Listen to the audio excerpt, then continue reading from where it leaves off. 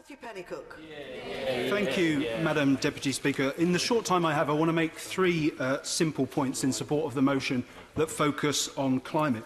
The first is a simple one, and it's this. It is essential, I think, that this House formally declares an environment and climate emergency. Now, I listened to the Environment Secretary, and I don't believe he formally committed the government to doing so.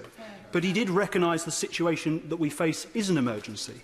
And that is in contrast, I have to say, to what the Minister for Energy and Clean Growth said last week. And I quote what she said, because it struck me at the time. I don't see the point of saying anything, she said, unless we take action. I don't think she could be more wrong, Madam Deputy Speaker, because language matters. Of course, deeds must follow words, but the manner in which we define problems shapes, in turn, our conceptions not only of the range of possible solutions to them, but what is necessary.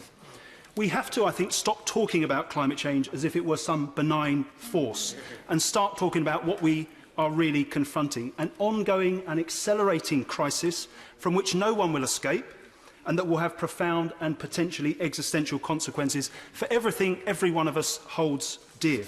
And that is why, at least to my mind, a degree of alarmism is entirely justified, and arguably a reason why I think the Extinction Rebellion movement has struck a chord, as long as that fear acts as a clarion call to act rather than merely prevents a sense of hopelessness. Complacency remains the greatest barrier to the response that's required, and we must therefore do everything we can possibly to bring home to the public both the nature of the threat we face and to build consensus for the kind of disruptive change that will inevitably have to take place as we respond to it.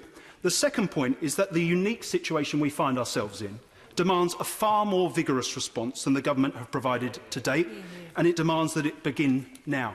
There is no doubting that there's cause for pride in the UK's record when it comes to climate action, but it's also undeniably the case that the reductions achieved over recent years are largely the result of having picked the low-hanging fruit, that our annual rate of emissions reduction is slowing, and that we are not on track to meet our binding emissions targets. Where then is the commitment from the government to bold policies of the kind that would drive deep decarbonisation across the whole of our economy and get us back on track?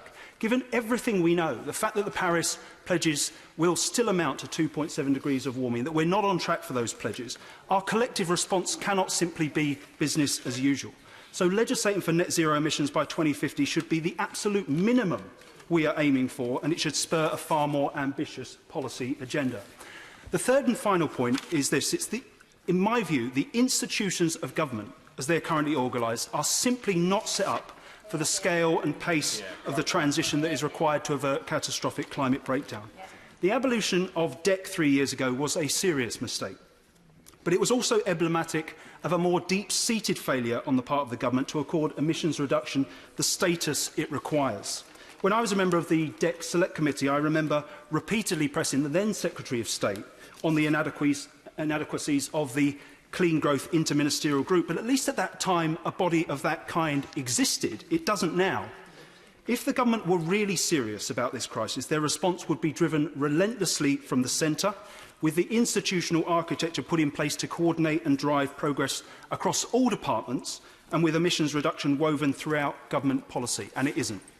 Madam Deputy Speaker, in all likelihood, we have probably already squandered the opportunity to avert an unprecedented degree of warming. But what we do in the coming 10, 15 years will determine whether or not we avert even more drastic change and the suffering that will surely define a world where emissions continue to rise unabated.